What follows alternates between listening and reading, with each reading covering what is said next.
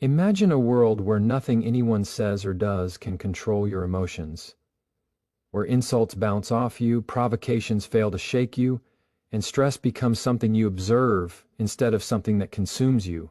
Most people spend their entire lives reacting, exploding, and letting anger steal their peace, never realizing that the power to stay calm lies entirely within themselves.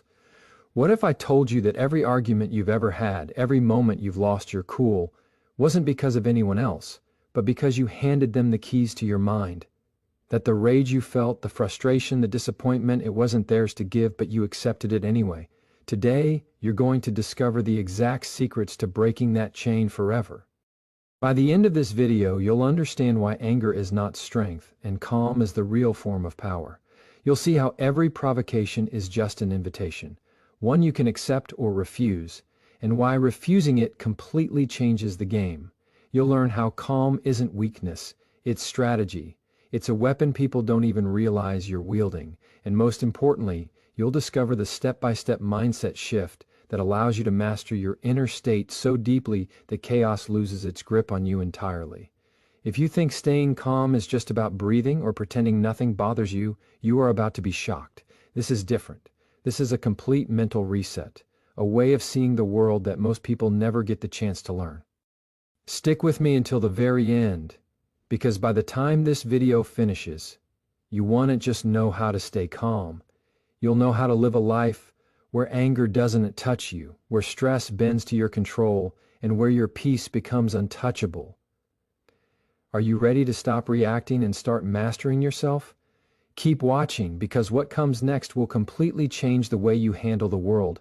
Let's slow this down and look at something most people misunderstand for their entire lives. Anger feels powerful. It feels like strength because it comes with heat, speed, intensity. Your voice rises, your heart races, your body floods with energy, and because it feels intense, the mind assumes it must be effective. But intensity is not control. In fact, intensity is often the evidence that control has already been lost.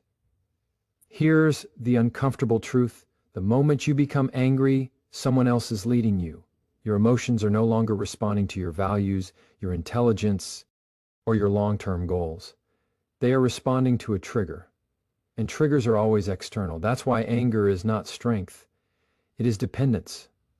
It means your inner state is now tied to someone else's behavior. Think about the most respected people you've ever encountered, the ones whose presence alone seemed to command the room. They didn't rush to react. They didn't raise their voice to prove a point. They didn't need to dominate conversations or overpower others emotionally. Their strength came from something quieter, something far more stable. They were grounded, and grounded people don't get easily shaken. Anger promises relief but delivers regret. It convinces you that releasing it will restore balance, when in reality it distorts your judgment. When you're angry, your mind narrows. You stop seeing nuance. You stop listening. You stop thinking strategically. You say things you wouldn't say. You do things you later have to explain. And after the moment passes, you're left clean. Up damage that calm would have prevented. This is why anger is expensive. It costs you credibility. It costs you clarity. It costs you trust. People may fear your anger, but they won't respect it. And fear-based influence is always temporary. The moment your anger is gone, so is your power. Now compare that to calm. Calm doesn't announce itself. It doesn't demand attention, but it quietly shapes outcomes. A calm person can think while others are overwhelmed. A calm person can choose words instead of weapons. A calm person can walk away without feeling defeated because their self-worth is not tied to winning an argument. Here's something most people never consider. When you stay calm in the face of provocation, you force the other person to carry their own emotions alone. They don't get to unload them onto you. They don't get the reaction they were hoping for. And that often ends the conflict before it truly begins. Anger is reactive, calm is deliberate, reaction is fast but slow. PPY. Deliberation is slower but precise, and precision always outperforms force in the long run. Psychologically, anger often masks something deeper. It's rarely about what just happened. It's about expectations that weren't met, boundaries that feel threatened, or insecurities that were touched. When someone cuts you off, disrespects you, challenges you, the anger is often protecting a fragile part of the ego. It's the mind saying, I feel small right now, and I need to feel big again. But true strength doesn't come from inflating yourself in response to others. It comes from being so anchored in who you are that no external comment can shake you. When you no longer need validation, anger loses its grip. When you no longer need to be right, anger fades. When you no longer need to control how others see you, anger has nowhere to land. Philosophically, anger is a demand placed on reality. It says this should not be happening. Calm, on the other hand, starts with acceptance, not a approval. Acceptance. Acceptance says, this is happening, and I will choose my response wisely. One fights reality and loses energy. The other works with reality and preserves power. This is why the calmest person in the room is almost always the most dangerous in a metaphorical sense. Not because they are aggressive, but because they are unpredictable in the best way. They don't play by emotional impulses. They don't give away leverage. They don't reveal their weaknesses through uncontrolled reactions. And notice this, when you're calm, people listen more closely. Your words carry weight. Your silence carries meaning. You don't need to convince anyone you're confident. It's obvious. Calm is confidence that doesn't need to be defended. Staying calm is not about denying emotion. It's about regulating it. You still feel frustration. You still notice disrespect. You still recognize injustice. But instead of letting those feelings drive the car, you put them in the passenger seat. You acknowledge them, but you don't let them decide the direction. This takes practice. It takes awareness. It takes humility. Because the ego loves anger. The ego loves feeling justified.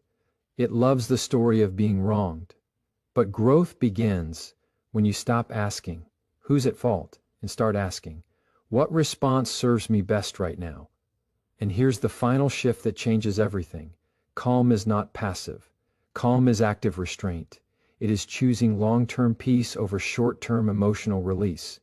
It is choosing self-mastery over momentary satisfaction. It is choosing to be the author of your behavior, not a character reacting to everyone else's script. When you understand that anger is a signal, not a command, you reclaim authority over yourself. And once you do, no one can pull you into chaos without your permission. Master calm, and you don't just avoid anger. You step into a level of strength that speaks without noise and moves without force. Let's go deeper, because where most people misunderstand anger at a fundamental level. We say things like, you made me angry, or she knows exactly how to push my buttons. That language feels natural, but it's also misleading. It quietly gives away responsibility.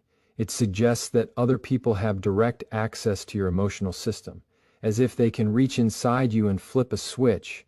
They can't. What they can do is offer a trigger. What you do with that trigger is where your power actually lives. Here's the reframe that changes everything. People do not make you angry, they invite you to react. And an invitation, no matter how aggressive, can always be declined. Think about it. The same comment that enrages one person barely registers for another. The same insult that ruins someone's day bounces off someone else without leaving a mark. If anger were truly caused by others, everyone would react the same way to the same behavior, but they don't.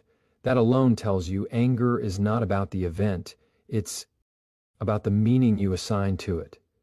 Psychologically, every reaction is filtered through belief. Belief about yourself, belief about how people should behave, belief about what respect looks like. When someone violates one of those beliefs, your nervous system lights up, not because of what they did, but because of what it represents to you. Maybe it threatens your sense of status. Maybe it touches an old wound. Maybe it challenges an identity you're trying to protect. Once you see this, you stop feeling victimized by other people's behavior. You start becoming curious instead. You ask, why did that bother me so much? That question alone shifts you from reaction to awareness. And awareness is the beginning of freedom. Most provocations are unconscious. People project their stress, insecurity, frustration, and pain outward. When you react angrily, you absorb what was never meant to belong to you. You carry their emotional baggage and call it your own. Declining the invitation is simply refusing to carry what isn't yours. This doesn't mean you become passive or indifferent. It means you become selective. Not every comment deserves a response. Not every challenge deserves engagement. Not every disrespect deserves your energy. Your attention is valuable. Where you place it shapes your inner world. There's a powerful psychological shift that happens when you stop taking behavior personally. You realize that most people are acting from habit, not intention. They're replaying patterns they've never examined. When you respond with anger, you step into their pattern. When you respond with calm, you step out of it, and suddenly, the dynamic changes. Consider how often anger is fueled by assumptions. You assume someone meant to disrespect you. You assume they were trying to undermine you. You assume their words were a judgment of your worth. But assumptions are interpretations, not facts, and reacting to interpretations is one of the fastest ways to lose emotional control. When you pause before reacting, you create space between stimulus and response. That space is where choice lives. In that space, you can decide whether this moment deserves your emotional investment or whether it's better left untouched. Most of the time, the answer becomes obvious once you stop reacting automatically. Philosophically, this idea is ancient. Control what is yours. Release what is not. Other people's actions fall into the second category. Your response belongs entirely to the first. Confusing the two is what creates suffering. When you try to control others by reacting emotionally, you end up losing